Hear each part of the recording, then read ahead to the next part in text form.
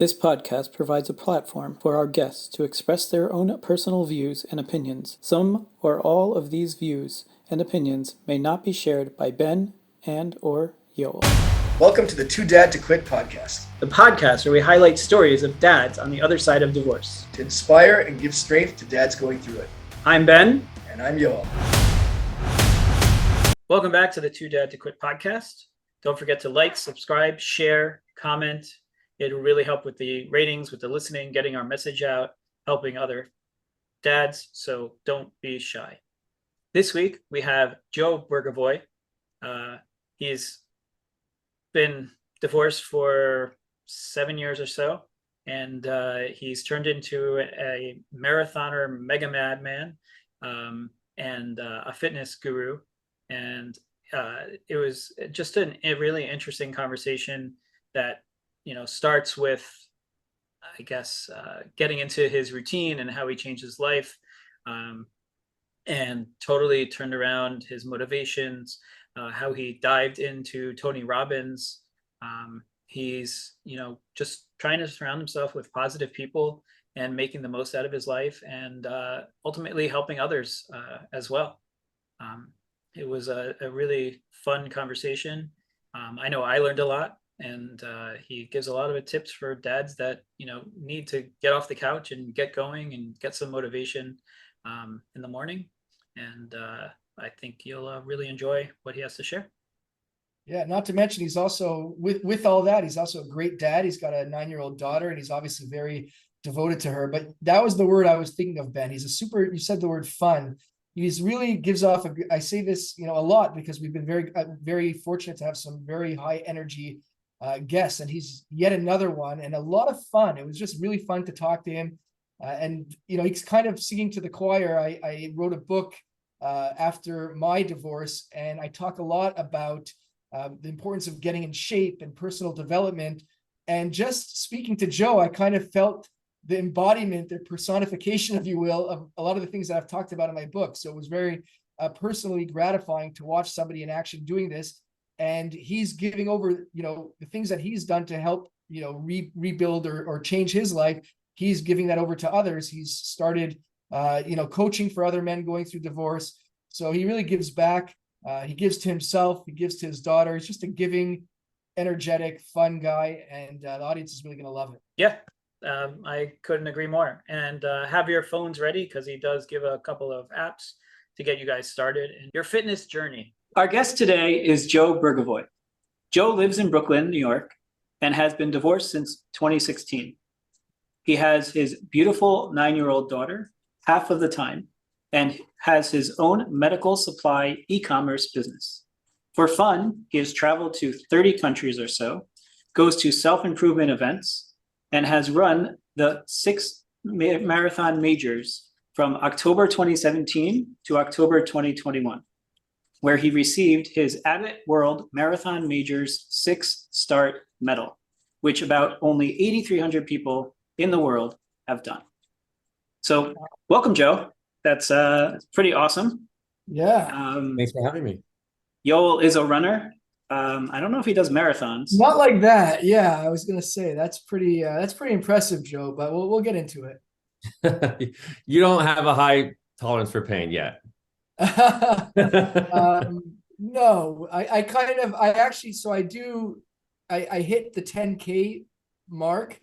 Okay. And I don't go fast, and I kind of just stop there. And I have to admit, I don't even have an ambition to do more, but maybe after this podcast that will change. We'll see if you can convince me. I hope it does. I am curious about that, but let's maybe take a step back, right, Ben? Let's maybe start with a bit about yourself, if you want to share with our audience a bit about you. So, more than what we said in the bio. Yeah, I grew up in Chicago, West Rogers Park. Nice. And my family is actually Chabad. So my dad and my my brothers have a black hat, have the full beard. On Shabbos, they put the kapata on and they got the full gear. So once I got divorced in 2016, I kind of found the time to move on and do my own thing. It was like a slow burn throughout my 20s. I was kind of testing it out. And once you finish yeshiva, And then I went on my own in Brooklyn. I'm like, oh, I'm on my own now. The world is my oyster. I could do what I want. So I slowly started that, and then I got married, and that's, slowed down that progression.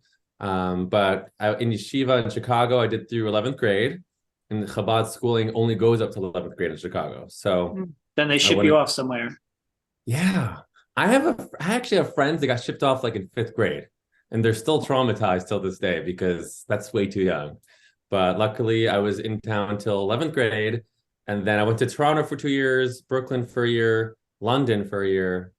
I got smicha in Los Angeles, That's the rabbinical clinical ordination. ordination, But one and second, then you said you were in Toronto, where, like Lawrence and Bathurst? Bathurst and Lawrence. Yeah, I'm from Toronto. no way. Yeah, yeah. That's so funny. Wait, so Yeah, what years were that? Were you there? What years were those? 2004 to 2006.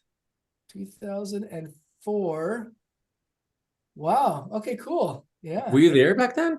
I wasn't in yeshiva there. I mean, but one of my closest friends growing up was part of the Chabad Hasidut, although he went to, you remember Ner Israel yeshiva? Of course. Right. So he was in Ner with me, but he's Chabad. So I used to hang out with him a lot, and I kind of got to know some of the guys from that yeshiva there. It was actually, I don't remember if it started while I was still in high school. It may have started after I'd graduated. I don't remember the time. The timelines are a bit fuzzy, but yeah, very familiar with that yeshiva. That's so funny. Small world. I actually got in trouble because across the street in the promenade, they have a little sports bar. And then Yes. and then there was the Yankees Red Sox, one of the most famous playoff series of all time when they came back and won in 7. Right. And one guy from Yeshiva walked in and saw me there, and I got in trouble for that. That They always have spies, right? There's always spies in all sorts of different that was terrible. That, like, because the Rosh Yeshiva at the time liked me, and then once he found that out, I was like on the bad list. So oh man, that kind of ruined it. But listen, I saw Tim Wakefield pitching in that series. That was priceless. Oh my God, the knuckleballer. The knuckleball. Amazing. Yeah, those were good. Fan.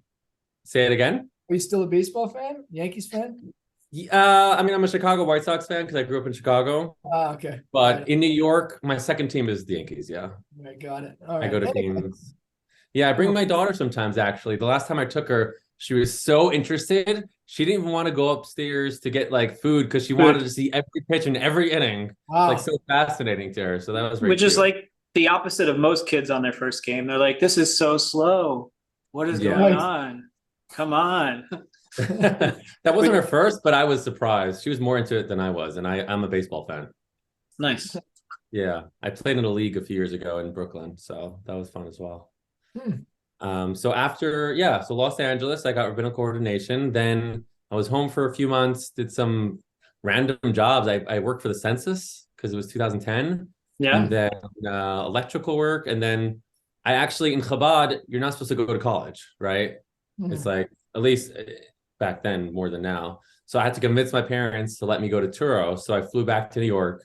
I got my undergraduate in psychology, worked for a Daily Deal website, and then like started my career trajectory. And I've been here for like 11 years. Wow. Yeah. Okay.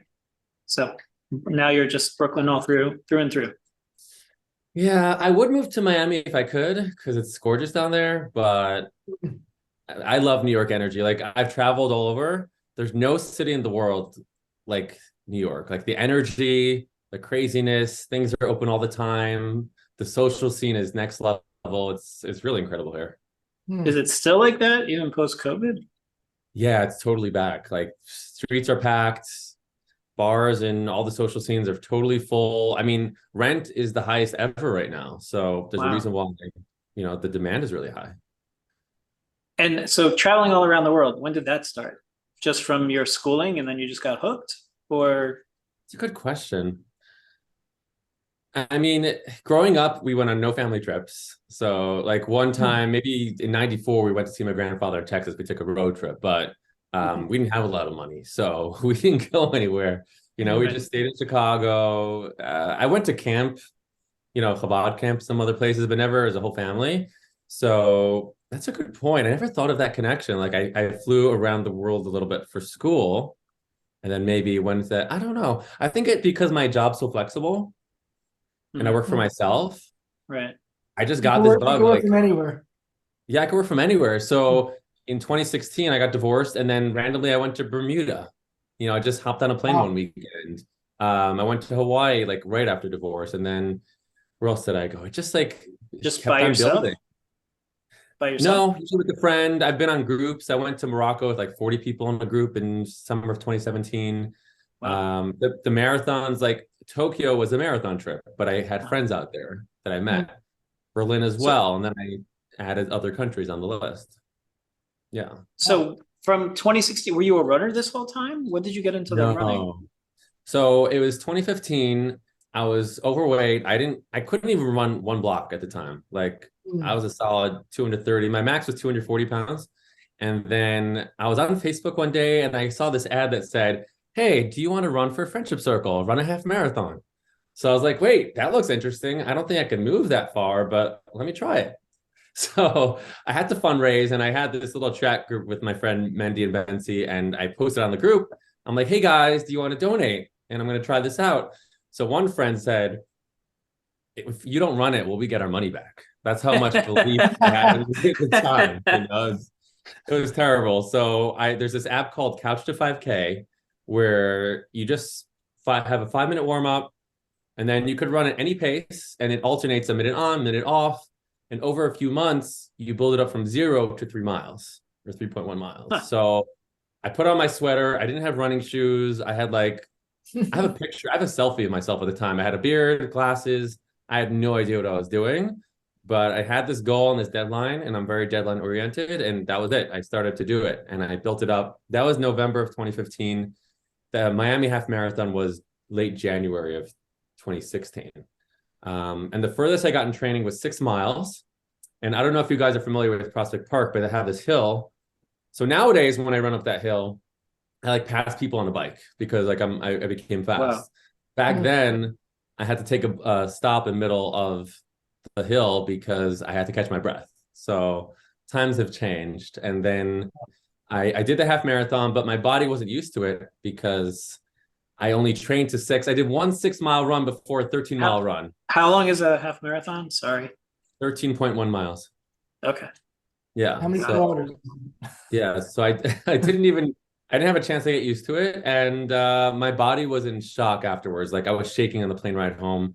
But I did it. I broke the ice and I was kind of hooked. So luckily I got into the United New York Half Marathon.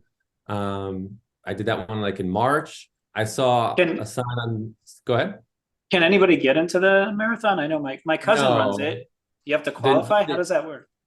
most races, if you're super fast, you can get in with qualifications. So for the Boston Marathon, which is the most prestigious marathon, if you're like a 2:55, like 2 hours Okay. 55 minutes for the full, you can get in. But very few people in the world could run a marathon in 2 hours and 55 minutes. So that's how you could do it. Otherwise, New York Half, the New York Marathon, London, they have a lottery, but Uh-huh. that's still, there's lots of people from 130 countries that want to get in. So it's difficult to get into.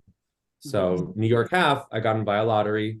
And on the way, like the last few miles, someone on the West Side Highway had a sign handwritten. It said, Crown Heights Running Club. And I saw it and I made a mental note. I got home, I went on Facebook and I found the group. I became a member of the club and I've Wow. joined some of their runs. And that has helped me along the way. But when people ask me like, what has kept you going all along? Like I point towards running because fitness is so underrated. It like does Oh my so many good God, things singing for to the you. choir. Totally with you. Yeah, like Yeah. there's like the mental health benefits. It's cardiovascular health, gestational health, dopamine hits. You feel good, you look good, your pain goes away.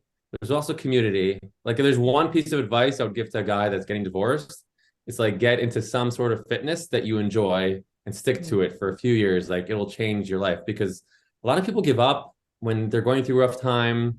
They mope or sit on the couch and they feel like crap. Like if you're getting out there every day and you're working out, it's a natural antidepressant. Hmm. Do you do any workouts besides the running? I mean, you're doing a lot of running, but is there anything in addition? Do you do weight training or is it strictly running? Originally, I didn't do anything, maybe a few push-ups in the morning. Around the Tokyo Marathon, like 3, 4 years ago, I did some kickboxing for a few months, which was good. Cool. this year, last year, 2022 in June, I got into Krav Maga high intensity training. Wow.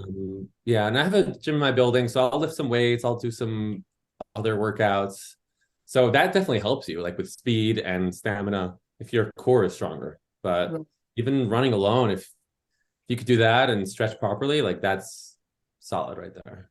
But one It's of so the, sorry, Ben, go ahead. No, sir. It's all you.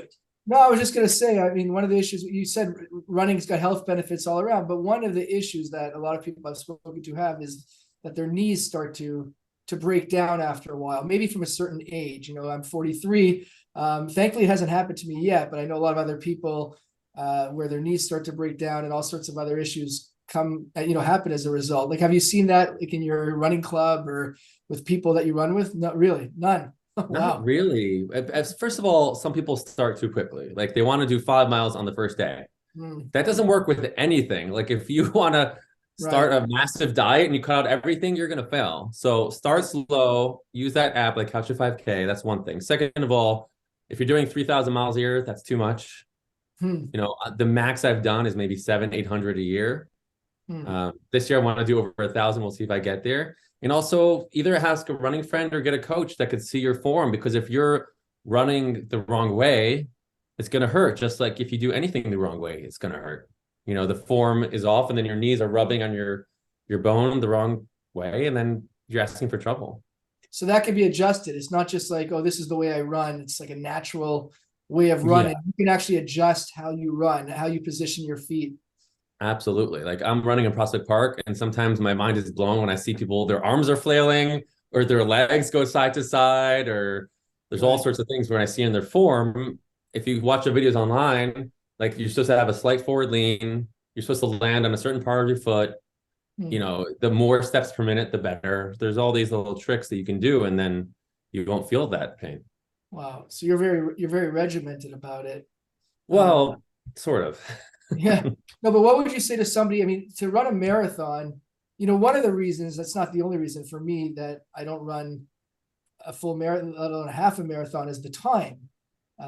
You know, again, I don't go fast at all, but it takes me about an hour and a bit just to do 10 kilometers. I don't know what that is in miles. So I go at a very slow pace, but the time it takes to invest in such a thing. So for you, thankfully, you know, you've got flexibility in terms of your job. Like, what would you say to somebody who wants to do a half marathon, let's say, or even a marathon, and has to find the time? Like, would you say just get up at 4 a.m. if you have to, or, you know, before your job? Like, what would you say to somebody who doesn't have that flexibility? Well, I would say a few things. First of all, most of us are on our phones many hours a day.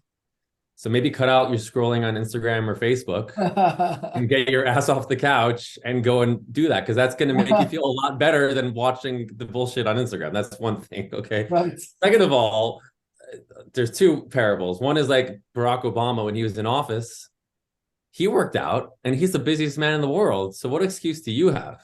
Or a darker thing is, you know, Bill Clinton had time for Monica Lewinsky. You know, you can have time to go get on the treadmill for a half hour. Or a lot of people do their long runs on a Sunday.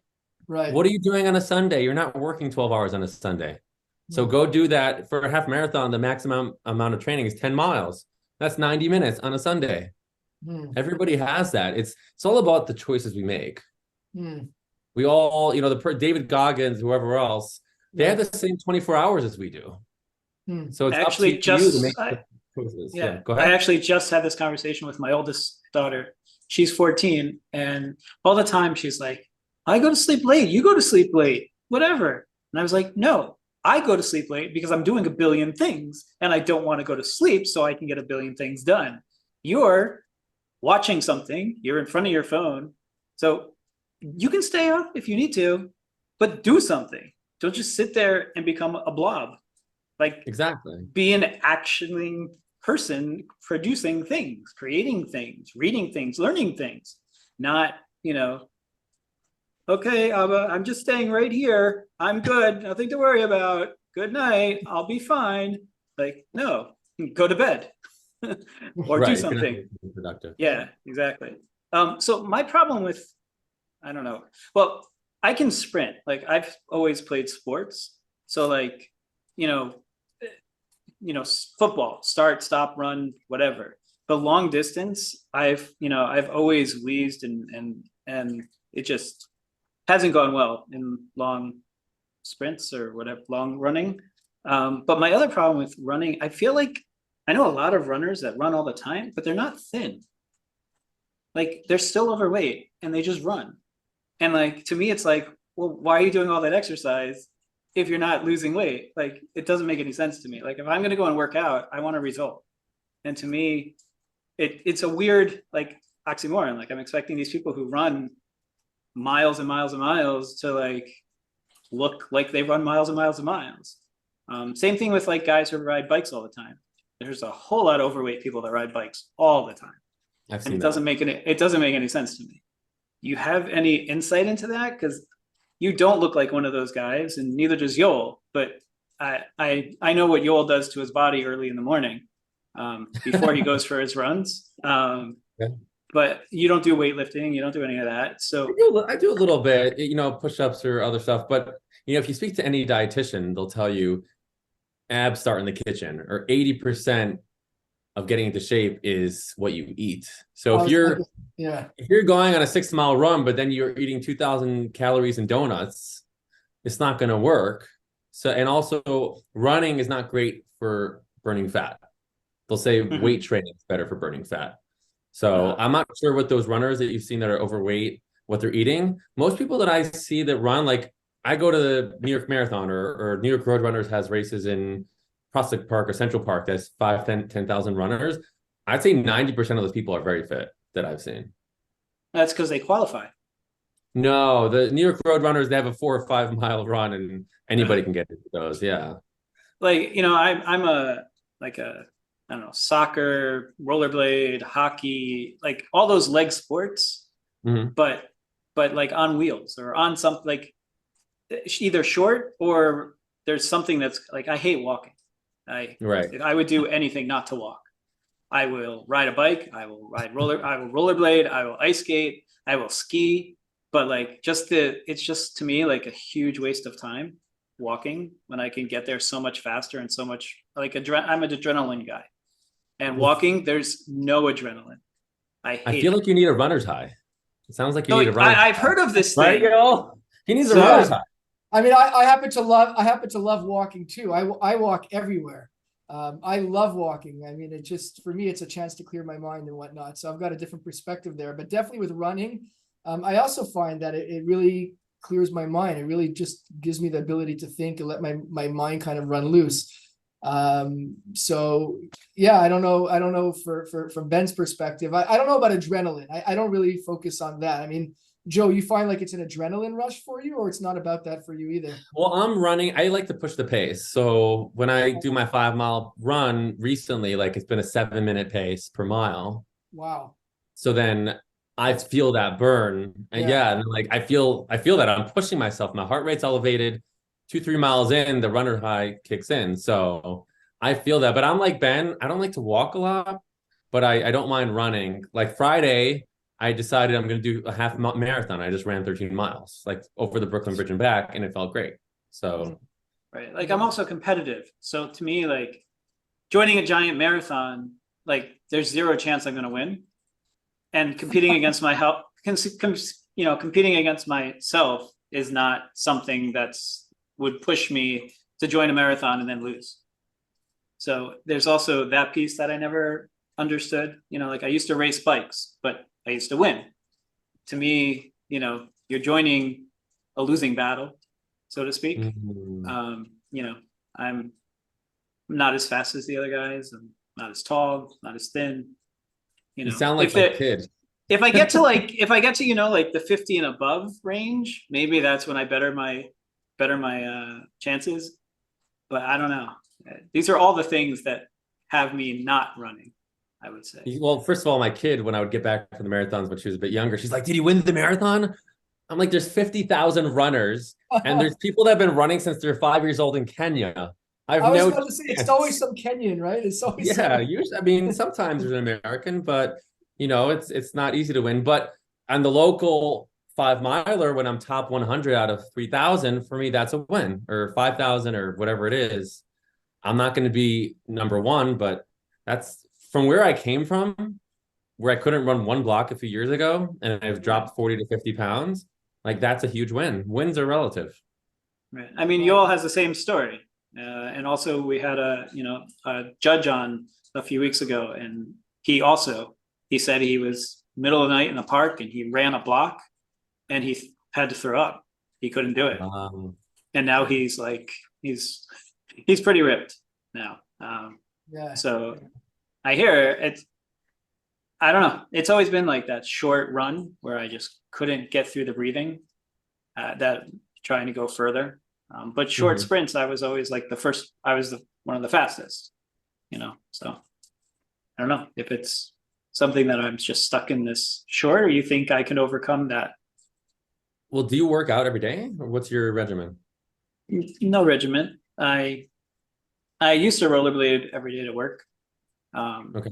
But I no longer commute. Okay. And then I do like, weekend sports, I guess is the best way to put it. Okay. So we need to get you into a 5-day workout schedule, and we'll throw in a little running in there and then slowly build it up over time. But I think you can get there. Nice. Do you guys live near each other? Nearish. Okay. Yeah. So why don't you join Yoel on a run? Yeah, we've got different schedules.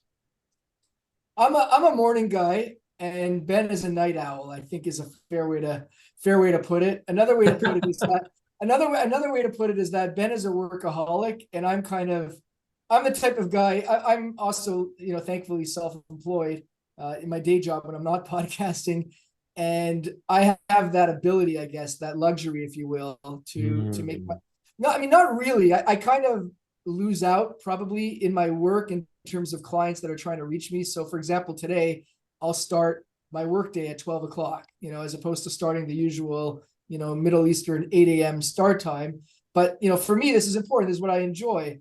And I'm definitely not a workaholic. So for me, I really enjoy making time for this stuff. But, Ben, I think one thing, Ben, I would say with, is to, it's a matter of making time for it. Like, it's a personality thing. I mean, I'm not going to tell you not to be a workaholic, but I just find that, balancing out life with sort of other things such as fitness, like Joe is saying, that can make that can increase productivity anyway. So like, even if you're spending an hour less on the work that you're doing, you may find that your output doubles anyways because of the fitness routine. Right, Joe? Is that a fair way to? Yeah, I mean, I believe it changes so many things. I told a friend recently, if the United States of America, the whole country worked out this whole year, half the problems would go away. It's like a magic pill that affects so many parts of your life. People have self-image issues, people have confidence issues, people have back pain. People get tired in the middle of the day, whatever it is, and other issues, gestational, cardiovascular, mental health.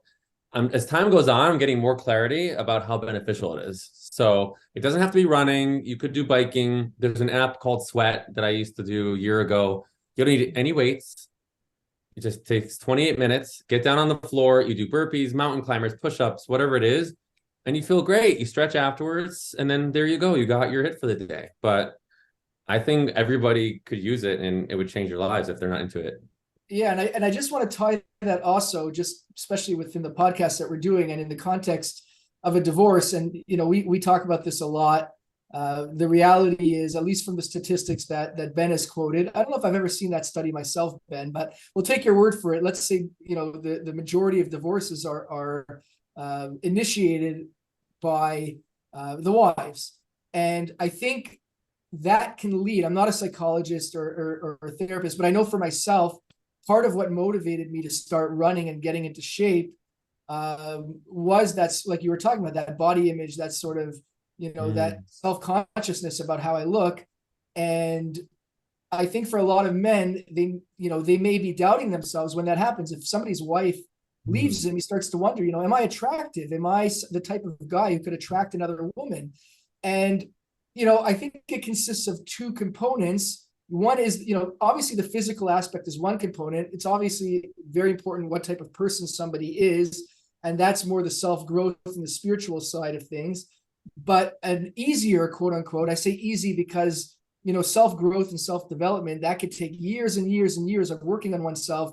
To change a trait, to change a habit is much harder, in my opinion, than to start running 5 miles, right? Not that running 5 miles or running a marathon is easy. I'm not taking away from that, but it's an easier type of change that somebody can make that has immediate results.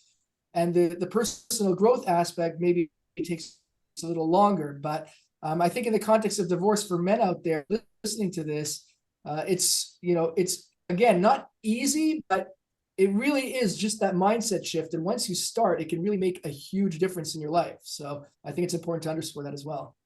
But anyway, sorry, Joe, you were going to say something? No, I agree with you 100%. Yeah. And I was going to ask you, speaking of podcasts and whatnot, do you listen to podcasts when you're running? Do you listen to anything, music or? I definitely listened to music over the years. I'm a big Tony Robbins fan. I've been to like 4 of his events, like with the Wow. stuff. Yeah. Speaking of personal growth, yeah, cool. Yeah, I've done a lot of that. So I've listened to his stuff. Recently, I've been listening to Jillian Turecki, who's a relationship and dating coach. I actually attended a virtual event of hers a month ago. She's becoming pretty popular. She has like 380,000 followers on Instagram, and it was 11 hours over a weekend, and I think 500 people registered. So I listened to her stuff. Random podcast people sent to me, but I find that when I'm going the 7-minute mile in the park, I want the high energy music.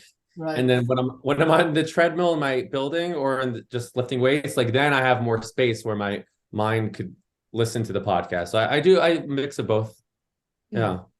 And what's your take on, did you get into Tony Robbins or the personal growth space, I guess, or did you always have an interest in that, or is that something also that developed later on for you? It was later on at the end of the marriage. It was July of 2016. There's a documentary called "I'm Not Your Guru" on Netflix. Yes. So have you seen that? I haven't watched. Funny enough, because I've read Tony Robbins books, but I haven't actually watched it. Is it worth watching? I think so. It gives you insight into his events, and that was Date with Destiny, early 2010s when they went and had the film crew there. And then when I watch it, I told myself internally, I was like, one day I'm going to be at one of his events. I just know it, and actually there was a little scene in the movie that gave me strength to move on from the marriage. There was a woman that stood up middle of the crowd and she said, things aren't working out with her boyfriend.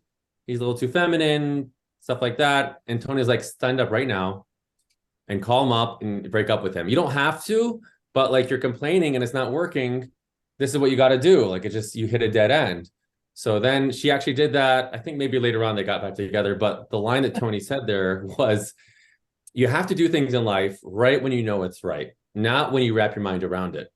And so then I still have the screenshots from then on my phone from 2016. And I look back at it sometimes, but that gave me the strength to actually do it, because a lot of times people linger in their marriages to keep the peace for the kids, whatever story they have. But when you're in your highest self, you just got to do it when you know it's the right thing to do. Don't wait. Don't procrastinate. Life is short. Just get out. If it's not working, press that button, and then you got to go through the process. It'll be painful, but that's what we got to do. So after that, I had him in my mind. And then a good friend of mine connected with someone that we met who was bringing a group to Unleash the Power Within in 2019. And I registered, I signed up, and then I registered for the package at that event for the other event. So I went to Date with Destiny, December of 2019, COVID hit, so they shut down the social programs.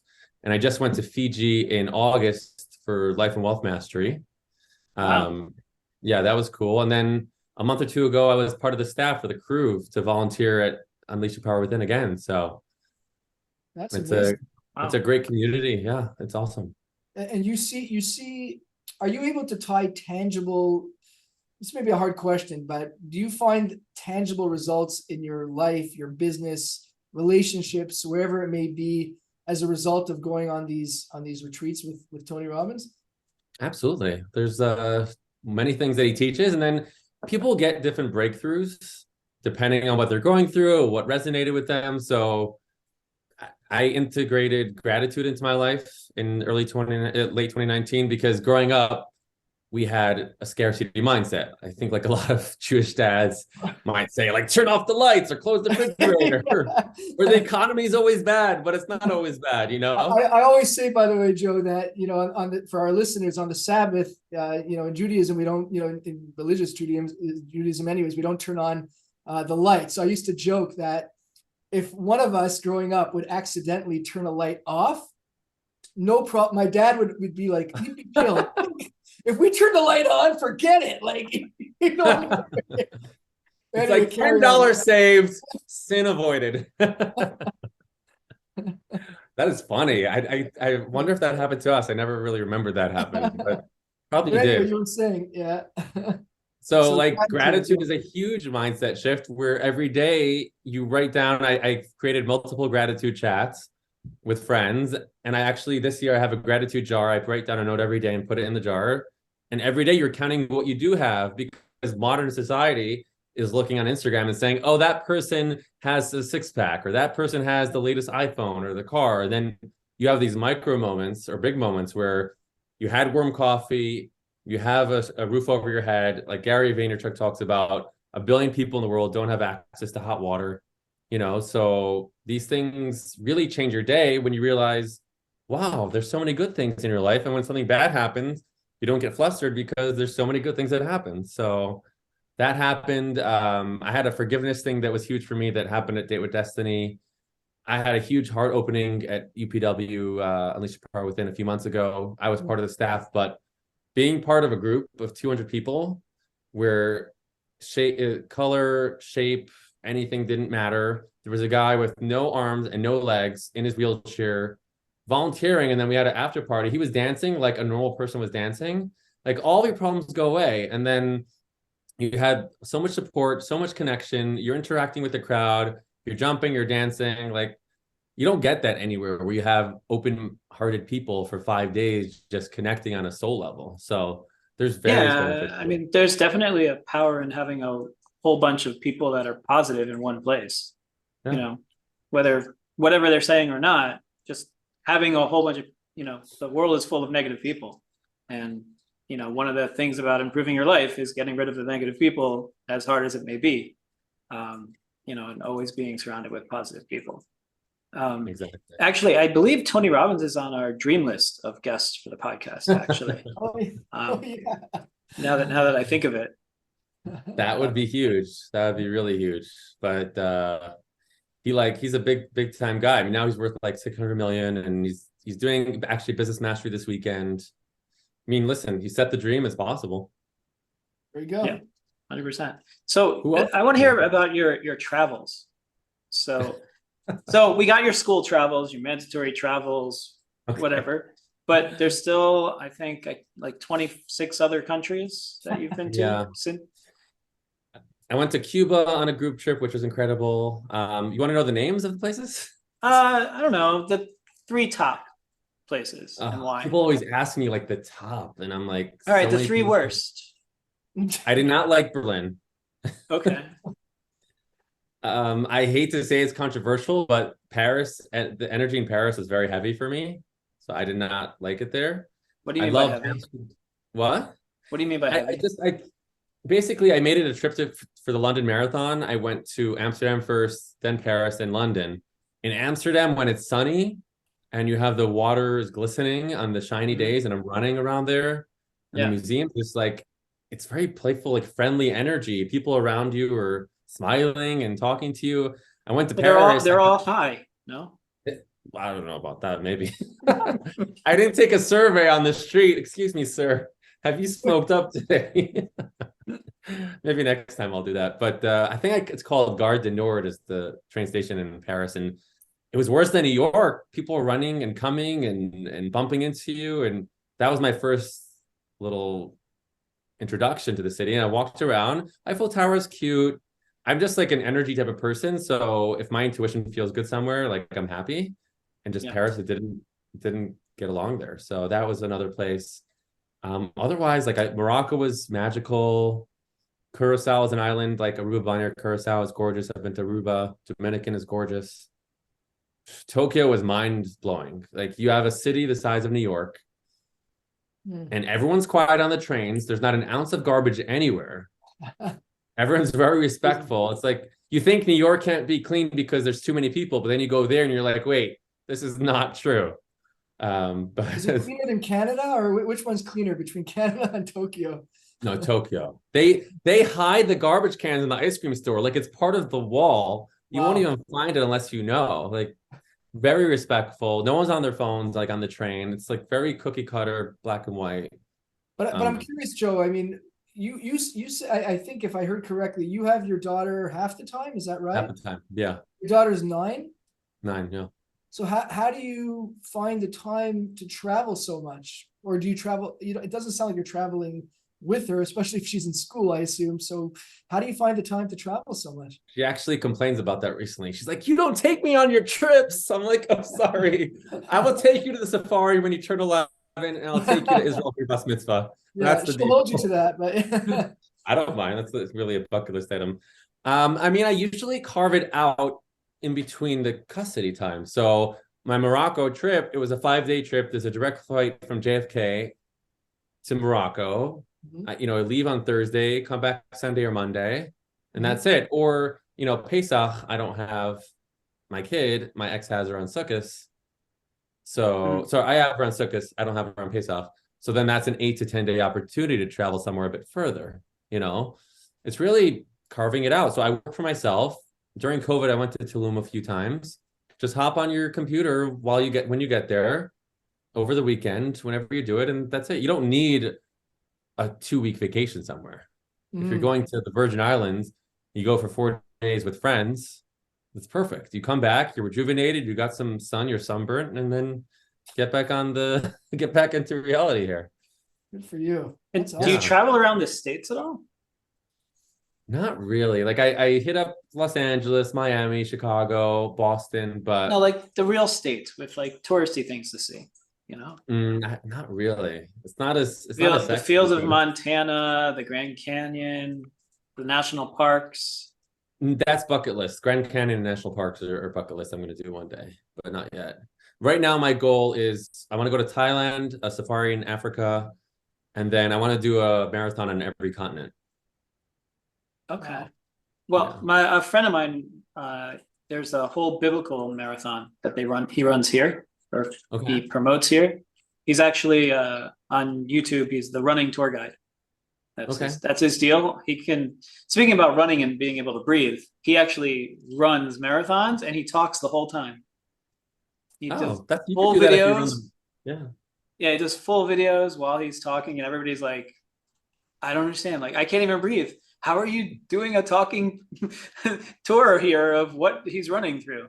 But so I'm happy to hook you up. He does tour guiding actually with running involved as well. So crazy off the path, really cool stuff. I actually got I also have a YouTube channel, kind of a touring one. And so I have a drone, and he called me up one day. It's like, hey, I'm running a marathon from like, I don't know, Jerusalem to Renana, or I don't remember. We've done so many of them, where he's running from the Mediterranean Sea to the Sea of Galilee. And he's like, yeah, can you just drive the car and get drone shots of me while I'm running? I was like, all right. So we did like 5 or 6 of those, and I haven't stopped. Since he does his thing now, I helped him edit, and now he's like a rock star. But yeah, so there's a whole biblical marathon series. I think they do like the Dead Sea, Masada, like crazy stuff, which may be of an interest to you. Yeah, one day I do want to do like the Jerusalem Marathon. That's a bucket list item as well. I did that, except 10K only. I heard it's very hilly. Yeah, that's a tough one because of all the hills. Yeah, that's for sure. Yeah, but I could practice in New York. They have the bridges and the hills here, so I wouldn't be that traumatized by those hills. So if I came from Miami, where it's super flat, I would probably be dead halfway through. So it's true. That's that. So I guess to get through the divorce, you dove into running. You had your job, so you weren't worried about that. You had the custody that was straight away? No, it wasn't. Right away, in August of 2016, I didn't have any overnights. Like I just needed to breathe. I try to like keep the house, but my ex insisted she wanted it, and I let her have it. So I focused on work, guess continued running. I'm an extrovert, so I was socializing. And then like October, November, I was like, wait, like I used to be primary caregiver because my ex was in residency as a doctor. I was like, I miss my kid, I want her. And then it was a little complicated. My ex didn't want to give that to me. And then I went to court. I hired like a big time attorney. And at first I got 40% custody. That was like late 2016. And then like January 2017, we went to the judge and said like, oh, dad wants another 10% to make it equal. He's like, okay, here you go. So I'm not sure if it was because the judge wanted a 50-50 or because my attorney was like a big time attorney, but I got that. And then since early 2017, what's for 2023? Is it 6 years? Yeah, I've have her every Monday and Tuesday night and every other weekend. So it's like a 2-2-5 schedule. Right. And Same as Brian. Yeah, I mean, that's what I have different. I mean, I've got every Wednesday and Thursday, every other weekend. Yeah, so similar type of situation. yeah, I mean, it hasn't been easy, you know, going to New York. Originally, I would run with her in the stroller because she was 3 or 4 years old back then, you know, Wow. or I'd go to these museums or a dancing event on the West Side Highway. Like there's 200 moms and me. You know, mostly because like which dad is taking their kid to a little kiddie concert on a Sunday afternoon? Maybe a couple, but you know, you kind of stick out. But you know what happened was I was in therapy late 2016. That's another thing I would suggest because I'm actually coaching a few guys through divorce. I'm like, you need to go to therapy, because the judge will like it. They look at that stuff where they're like, so it's he's reflective, like he's doing the inner work, he's getting help. And second of all, you just went through a huge trauma of divorce and there was baggage from the marriage and we all could use therapy in general. So like go to therapy. So that's the second thing besides for running. Man, I'm totally with you. And you know, it's important that you're raising that, Joe, because I think it's also particularly for men, I think less so these days, but I think it's still out there. There's this idea that that there are men out there that kind of feel like it's touchy-feely or, you know, this isn't for me, you know, the whole idea. And I don't mean to stereotype because I know a lot of I'm one of them, a lot of emotional and sensitive men. But at the same time, I think there is that tendency for a lot of men out there to be like, I don't need that. I don't need that shit, you know? And so I'm glad you're raising that because I think that it is definitely super crucial. Definitely for me as well. I was, you know, I mean, it's ongoing on and off different times, depending on what's going on in my life, but definitely during and immediately after my divorce, it was huge for me. Absolutely huge. So I'm glad you're raising that.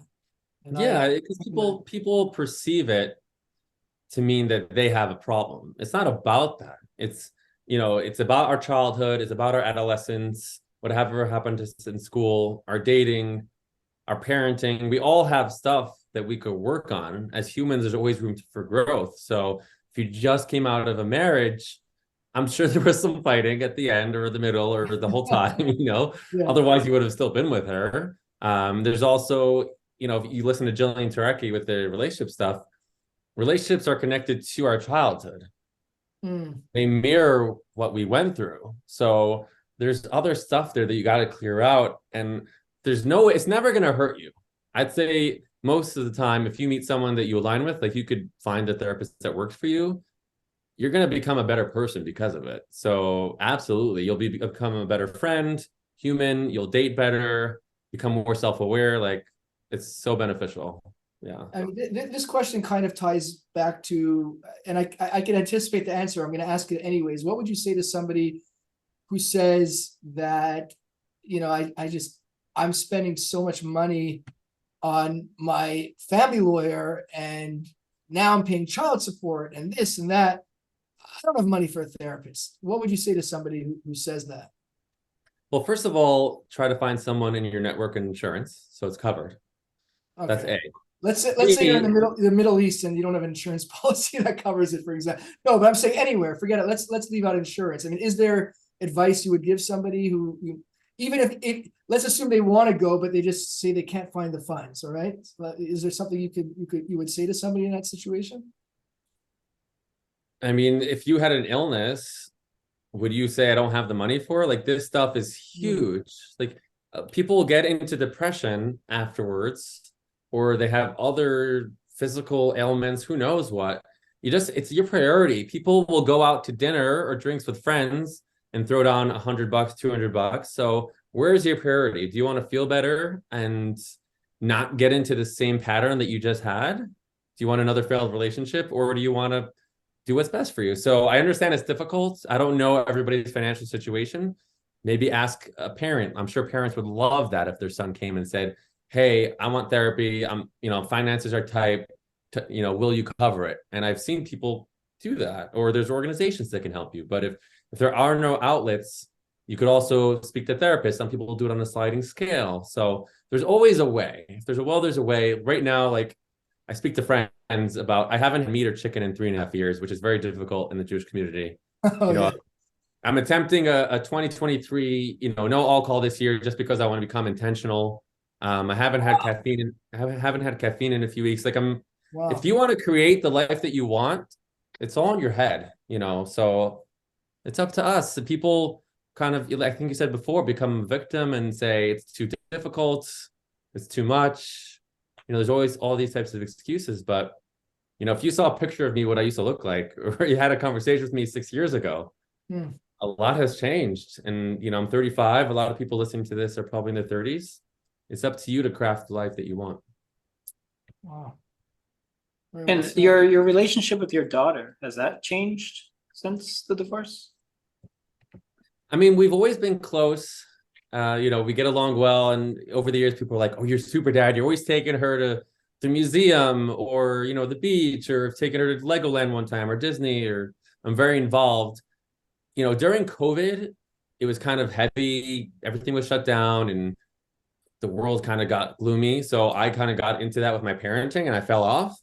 But just a few months ago with the Unleash the Power Within, like, my heart reopened, and then I got back into it. And then I decided one Tuesday night, like a month ago, I was like, you know what? Let's make this a special night. I just randomly took her to a toy store, got her a toy, middle of the week, no reason, and went out to dinner. And then she was like shocked. She's like, why did we do this? Like, there must be a reason. I said, no, just because. And I realized afterwards, such a valuable lesson. You don't always have to earn something. You could just do it just because. And growing up, I don't remember many of those moments, but I think it's a valuable thing. Just take out your kid just because they're your kid, and just give them a gift or do something they enjoy. So yeah, I'm pretty close to her. You have her half the time, so I hope I'm close to her. Yeah. Because of my schedule with work, I could be there at all her pickups and drop-offs, at all of her school events. I'm FaceTiming family regularly together, trying to instill like the family values. Sure. I took her to paint pottery last Sunday, just like dad-daughter things. And you asked me before, I was going to tell you about my custody story. So basically, I was sitting in a therapist chair with my therapist, and I was discussing custody because I wasn't sure what I wanted at the time. Like, it's a whole new page. I've never been divorced before. Who do you speak to? And then I told her I had this epiphany. I was like, there's 8 billion people in the world. There's only one person in this world who I owe my life to in some way, and that's my kid. And at that point, I decided I'm going for it. And that's when I got the bigger lawyer. I went to court. And it's really the truth of the matter. Your friends, your parents, your siblings, they're part of your family, but there's one person you brought into this world that you really owe it to them to be in their life. So at that point, I decided I'm going for it. And my divorce was terrible, like very difficult. But, when you look at her picture, you look at her and you realize she needs you, then nothing will stop you. Yeah. You said that you felt your heart opened up. You felt it open up. Can you describe that feeling? It's tough to describe, but it just basically, as a guy, I mean, vulnerability is not an easy thing, right? Sure. For most guys, expressing your emotions or feeling things deeply. So after that event, I've done things that I haven't done before. Like, I had this wall up with my neighbors because of my childhood. I was self-conscious about my home. And today I took a neighbor with me to go to Trader Joe's. Another one I went to hot yoga with. There's been blocks there that have been there for so many years, and now those walls have come down. There's something else that I did. Like I met someone at an event, and then on a Zoom call, I asked them to like kind of adopt me in a sense. It's just like vulnerable openness that I haven't had before, because I had so many layers of stuff from either like the Chabad life, which is like black and white, you know, no emotions in yeshiva. It's all about Gemara and vodka. learning and vodka. It's like, and they kind of did that to open you up, but I don't think it really did that. So it's just like you feel things deeply, and you can cry more easily, or you can, when someone tells you their story, you can relate on a deeper level. So it's hard to actually describe the sensation, but it's more of an openness to the world that I didn't have as much before. Wow. No, that's great. I actually had a similar. I've had that twice, I would say. On the fourth date with my ex, we were talking, and I can't describe it any other way than like I felt something fall off of my heart. Like there was something blocking my heart, and I actually literally felt it fall. And that was when I knew that was the one. Because it was like so like I literally felt it. He would ask me in that moment, like, what happened to you? And I was like, whatever was blocking my heart from opening up was gone. And the second time was in therapy when I read the 5 love languages. Mm. And it was just like a light bulb went off. Like, oh man, I messed up. Not everybody sees the world I do, the way I do. No. And you know, from that moment, eyes wide open. I don't know how to explain it another way. But yeah, How long so was that? which part? What, the therapy moment? I want to say 15 years, 5 years ago, maybe. Oh, 5 years. Okay. Yeah, 5 years ago, Yeah. something like that.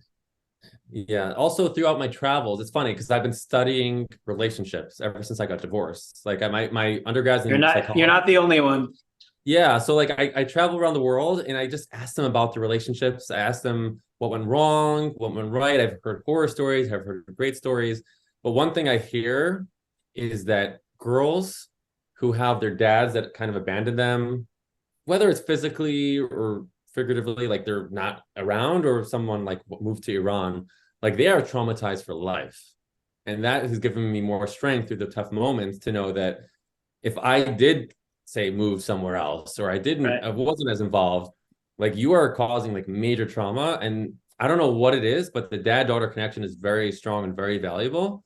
So yeah, if there's anybody listening out there, they're on the fence, like you just got to be there. Even if it doesn't make sense or it's not easy, like just do it. Just get over whatever you're going through and be present.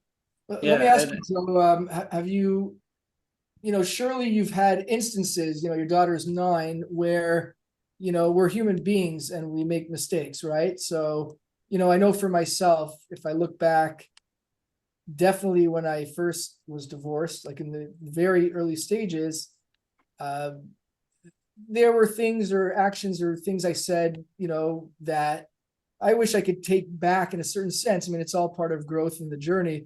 Do you find that, you made types of mistakes that you wouldn't make today? And if that's the case, like, how do you approach that? I'm particularly interested in hearing what you say, because you're big into personal development and spirituality. So how do you approach that?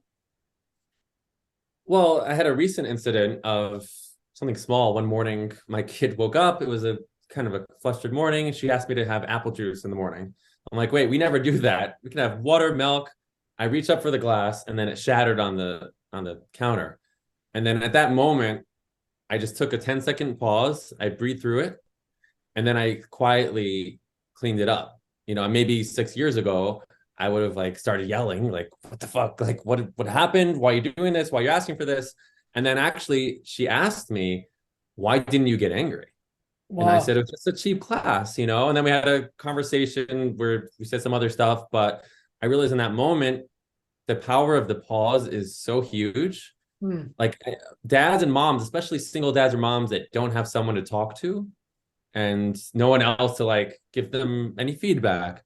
If your kid drops your iPhone, or if they said something that doesn't bode well with you, take that pause. Nervous breathing and nervous system stuff is very powerful. If you just calm down for 10 seconds or a minute, you're not going to have that explosion that you normally would have, because it's not as important, or it's not as shocking to you a minute later. So I think that's just a small tip, but also very transformative, because that will solve a lot of parenting problems. Because we react because we're triggered, and then they're triggered, and then it makes one huge explosion. So just a very easy way, just take a few deep breaths, react from a place of calm, and then you won't have that blow up, and then your kid won't be traumatized, and then you won't be regretful that you did that to your kids. So yeah, that's beautiful. And are you able to implement that in your interactions with your ex-wife? Because obviously you have ongoing, you mentioned that it was a difficult divorce. I've been there, so I could understand. And the reality is, with joint custody, there are those communications, and I can speak for myself, and I'm sure many men out there that are going to get triggered, not just in moments dealing with our children, but with our exes. Do you find that you're able to sort of implement those types of tools, or suggestions that the power of the pause, as you called it, when you're interacting with your ex?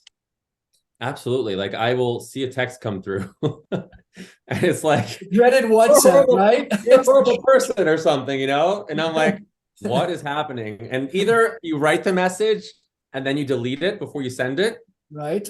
or you're like, I'm not responding right now. You don't have to respond right now. Yes. Put the Yes. phone down and respond in an hour, and then you'll have a whole different text. And part of, like, I've coached a few people through divorce, a few guys, like, they'll send me the email. One guy a few years ago, he had this email saying to his ex, "You're 99% of the problem, I'm 1%. I'm like, first of all, that's not true. Second of all, even if it was true, don't tell her that, So I rewrote his emails. I got him out of his divorce very quickly. And, yeah, absolutely. Like, so many times in life, our problems come from reacting, instead of just taking that time to see what your real response would be without that nervousness, or, the woke word is triggering or activated, where your nervous system, like, you feel fireworks in your chest. You're never going to be happy with the results if you work from that place. Very nice. Beautiful. So Yeah. And yeah. So this is wonderful. The reason why we actually we came to the name Too Dad to Quit is exactly Credit, Ben. No problem. I'm good with that. it is exactly for the dad who's like, why am I still in it? Why am I still fighting for this? Why? Like, it's so much headache, so much pain, so much stress. Like, what's a big deal? Like, the kid will be fine. Someone will take care of them. It's just, I just can't live like this. I can't be productive with all of this stress, all of this around it. So, in your words, you said, hang in there. Don't worry. That connection is important. Any dads out there. But yeah, so in our world, it's Too Dad to Quit. And on that note, we'd love to have all of our guests share, one of their Too Dad to Quit moments when you felt the most proud of being a father, or you just looked at something that was going on and you're like, I am a dad. I did it. I have become the dad. So if you could share one of those moments with us, that'd be great. A moment. Well, first of all, you just brought something to mind.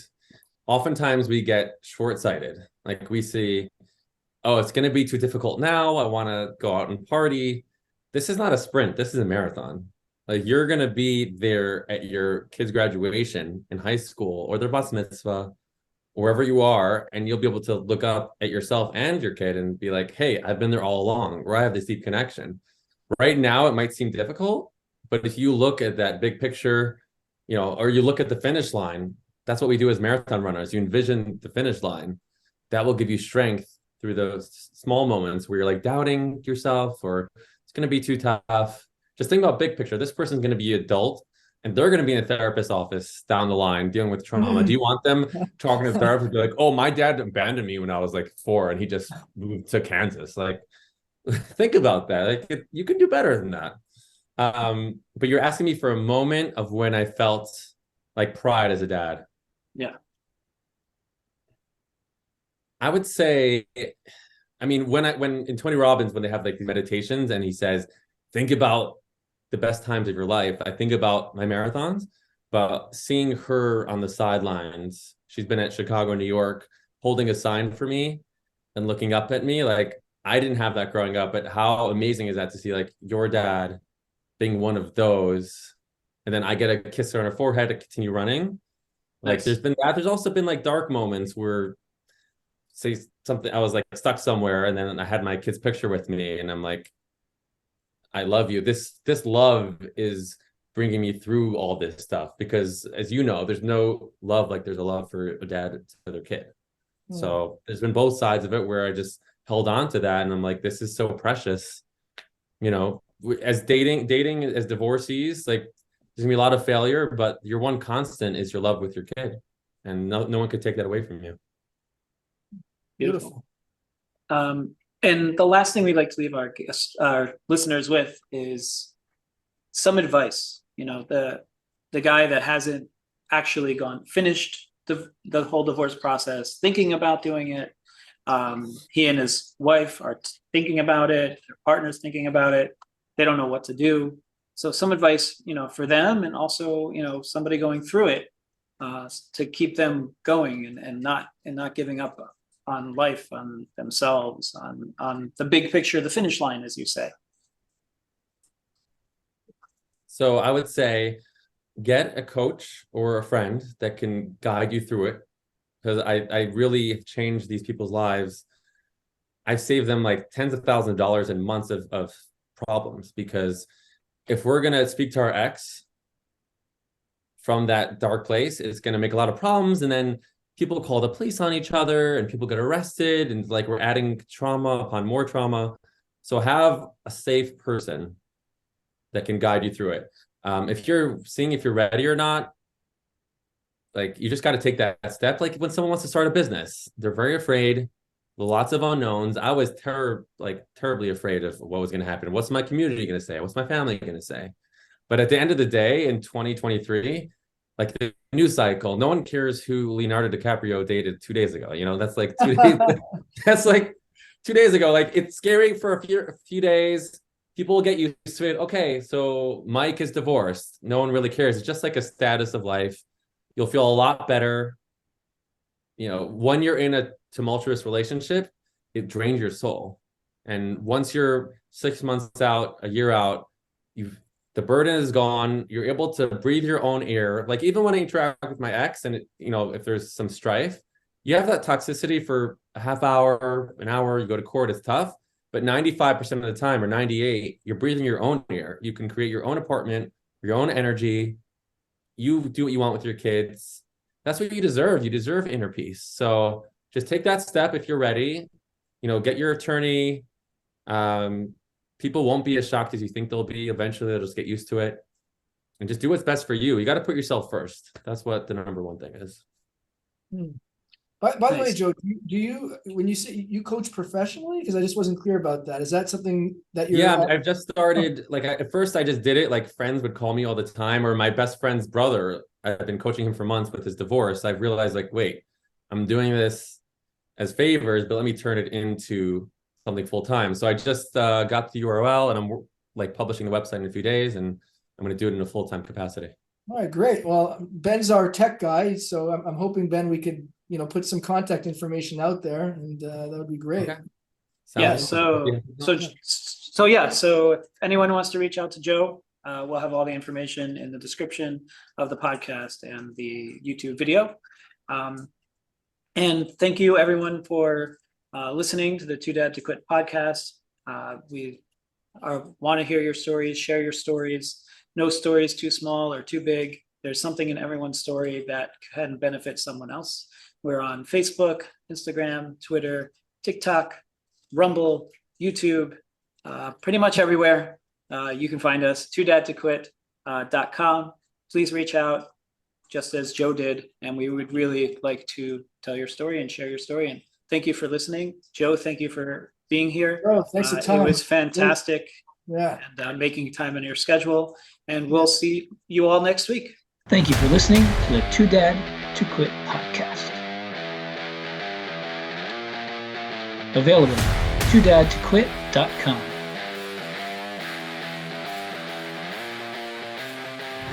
Thanks for listening, and don't forget to subscribe so you don't miss the next episode.